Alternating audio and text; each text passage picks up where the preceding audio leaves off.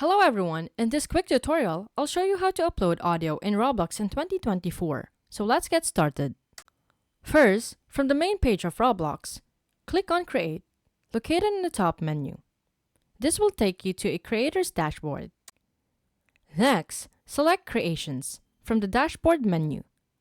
Then, navigate to Developments and choose Items. Now, from the Items menu, select Audio. This is where you'll upload your audio files. You can upload audio files in MP3 or OGG format with a maximum file size of 20 megabytes. Click on the Upload Asset button and select the audio file you want to upload from your device.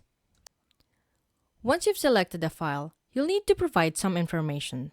Enter a title for your audio, such as hello, and create or write a brief description like audio test.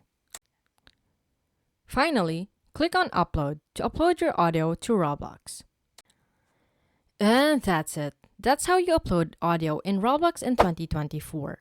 I hope this tutorial was helpful. Please don't forget to like, subscribe, and hit the notification bell for more updates.